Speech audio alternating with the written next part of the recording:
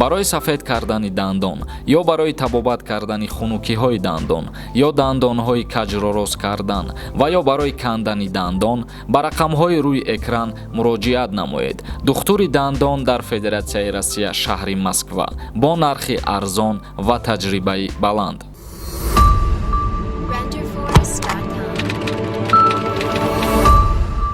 ассалому алайкум ба ҳама тамошобинони барномаҳои Сорбон Сафаров, барномаҳои канали Юристиҷей.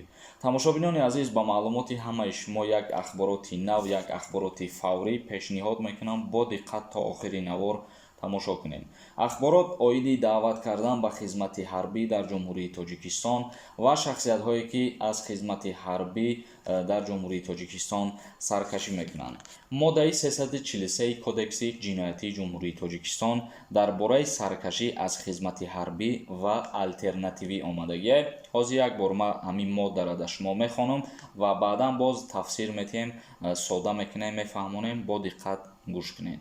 дар кодекси ҷиноятии ҷумҳурии Тоҷикистон дар моддаи 343 омадагие ки саркашӣ аз даъвати навбатӣ ба хизмати ҳатмии ҳарбӣ, ҳамчунин саркашӣ кардани шахси уҳдадори ҳарбӣ аз ҷамоатҳои таълимӣ ё санҷиши ҳарбӣ дар ҳолати набудани асосҳои қонунӣ барои аз он хизмат озод намудан бо ҷарима ба андозаи аз 500 то 1000 нишондиҳанда барои ҳисобҳо ё маҳрум сохтан аз озодӣ ба муҳлати то 2 сол ҷазо дода мешавад. саркашии шахсоне аз хизмати ҳарбӣ озодшуда аз адои хизмати алтернативӣ ба корҳои ҳатмӣ ба муҳлати аз 180 то 240 соат ё ба ҷарима ба андозаи аз 300 то 800 нишондиҳанда барои ҳисобҳо ҷазо дода мешавад. саркашӣ аз даъвати хизмати ҳарбӣ ҳатмӣ ё алтернативӣ бо роҳи ба худ расонидани зарар ба саломатӣ, ба сохторҳои ҳуҷҷатҳо ё фиреби дигар ба маҳрум сохтан аз озодӣ ба муҳлати аз 2 то 5 сол ҷазо дода мешавад. агар даъватшаванда то ба суд супоридани парванда ба даъватгоҳ ҳозир шавад, ӯ аз ҷавобгарии ҷиноятӣ озод карда мешавад. ин буд моддаи 343 кодекси ҷиноятии ҷумҳурии Тоҷикистон дар мавзӯи саркашӣ кардан аз хизмати ҳарбӣ ва хизмати алтернативӣ. ака мо сода мекунем, мефаҳмонем, ҳамира бо диққат гӯш кунем. мисол мегирем, агар даъват кардан ба хизмати ҳарбӣ шурӯъ мешавад, призифи тирамоҳӣ айни ҳол ба анҷом мераса ва шурӯъ карда аз призифи баҳорӣ. вақте ки ба анҷом мераса даъват ба хизмати ҳарбӣ, шахсиятҳое ки аз даъват кардан ба хизмати ҳарбӣ, аз рафтан ба комиссариятҳои ҳарбӣ саркашӣ мекунанд, нисбати ӯ шахсиятҳо 2 сол ҷазои ҷиноятӣ пешбинӣ шуда гирад, яъне ки 2 сол аз озодӣ маҳрумшон мекунанд. ва дар қисми аввал боша, агар аввалан ҷарима дорад барои шахсиятҳое ки аз даъват кардан ба хизмати ҳарбӣ саркашӣ мекунанд, то 60,000 сомон ҷарима таъин карда мешавад, яъне ки 1000 нишондиҳанда 60 сомон мешавад ва як нишондиҳанда боша баробар мебошад ба 60 сомонӣ. дар ҳолате ки ҷарима мекунанд, ҷаримаро пардохт карда наметавонад шаҳрванд, баъдан то тӯли 2 сол аз озодӣ маҳрум карда мешавад. ва боз як ҳолати дигар мефаҳмонам ба шумо. ҳолатҳое мешавад ки мақсад аз хизмати ҳарбӣ саркашӣ мекунед ва то суд шидани ҳамун шахсията муҳлат мондагиае ва пеш аз суд шидан, агар ҳамун шаҳрванд ба хоҳиши худаш ба комиссарияти ҳарбӣ бирава, аллакай нисбати ӯ шахсият парвандаи ҷиноятӣ оғоз намекунанд ва ягона ҷаримашам намекунанд, умуман ба ҷавобгарии ҷиноятӣ кашида намешавад. дар ҳоле ки агар шумо дар кофтуков қарор доред ва шуморо даъват мекунанд, шумо саркашӣ мекунед, нисбати шумо аллакай чораҷӯӣ мекунанд, дар ҳамин ҳолате ки шумо суд шиданӣ бошен, агар пеш аз суд шидан бирен ҳозир бишен, аз ҷазои ҷиноятӣ озод карда мешаванд. нафароне ки аз дарди сутунмуҳра ва дарди буғунҳо ё бемориҳои занона ва мардона ё бемориҳои ҷигар азият мекашанд, пас ба доктор Анвар муроҷиат намоед. доктор Анвар дар Федератсияи Россия шаҳри Екатеринбург кор ва фаъолият мекунад. табобат бо доруҳои гиёҳӣ арзон ва дастрас мебошад. ба рақамҳои рӯи экран ё ба инстаграми доктор муроҷиат кунед.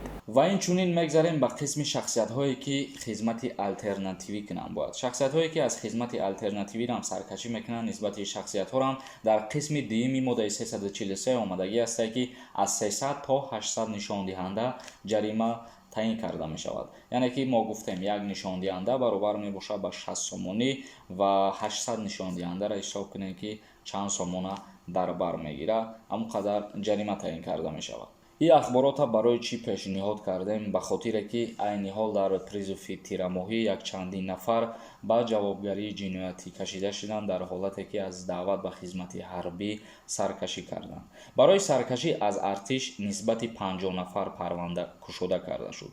додситониҳои шаҳру ноҳияҳои Тоҷикистон нисбати 50 нафаре ки аз хизмат дар сафҳои артиш саркашӣ намуданд, парвандаҳои ҷиноятӣ боз карданд. Ба гуфтаи мақомот, чунин парвандаҳо нисбати касоне боз шудааст, ки дар мавсими даъвати баҳорӣ аз хизмат дар артиш саркашӣ карданд, яъне ки дар призуфи гузашта саркашӣ кардагианд, нисбати ин гуна шахсиятҳо парвандаи ҷиноятӣ оғоз шудагиаст. Дар ҳоли ҳозир дар Тоҷикистон даъвати тирамоҳӣ ба артиш идома дорад. Дафтари матбуоти додситонии куллии Тоҷикистон рӯзи 25 ноябр хабар дод, ки дар давраи даъвати баҳории соли 2021 дар кишвар 2427 нафар даъватшавандаҳо, ки барои хизмат дар артиш сабти ном шуд ва аз хизмат саркашӣ намуда буданд, бо роҳҳои фаҳмондадиҳиҳо ба хизмат бурда шуданд. Яъне 2427 нафар шаҳрванде, ки дар призуфи баҳорӣ худшона номнавис карда буданд, вале бо баъзе сабабҳо нарафтанд, ҳозир нашуданд ба комиссариятҳои ҳарбӣ ва ин шахсиятҳоро корҳои фаҳмондадиҳӣ кардану айни ҳол хизмат кардесиянд. Додситонии кул аз ҷумла аз боз шудани парвандаи ҷиноятӣ нисбати чанд сокини Мастчоҳ, Истаравшан ва Девашчӣ хабар дод. Ба иттилооти манбаъ, сокини ноҳияи Мастчоҳ барои саркашӣ аз хизмат дар артиш ба ҳукми додгоҳ аз озодӣ маҳрум карда шуд. Ба ҳамин монанд нисбати сокинони шаҳри Истаравшан ва Деваштич ва дигарон парвандаҳои ҷиноятӣ оғоз карда шуда, онҳо ба ҷавобгарии ҷиноятӣ кашида шуданд. Ин афрод тибқи моддаи 343 Кодекси ҷиноятии Ҷумҳурии Тоҷикистон ба 2 соли аз озодӣ маҳрум ба ҷавобгарӣ кашида шуданд. Ба ҳамин хотир чӣ гуфтанем? Ана ҳамин чиза хуб ба назар бигирен, чунки саркашӣ кардан аз хизмати ҳарбӣ ва аз хизмати алтернативӣ мутобиқи Қонунгузории Ҷумҳурии Тоҷикистон дар Кодекси ҷиноятӣ махсус моддаи 343 омадагиаст барои ҳамин гуна шахсиятҳо. Вале як чизи дигарам ногуфта намонад.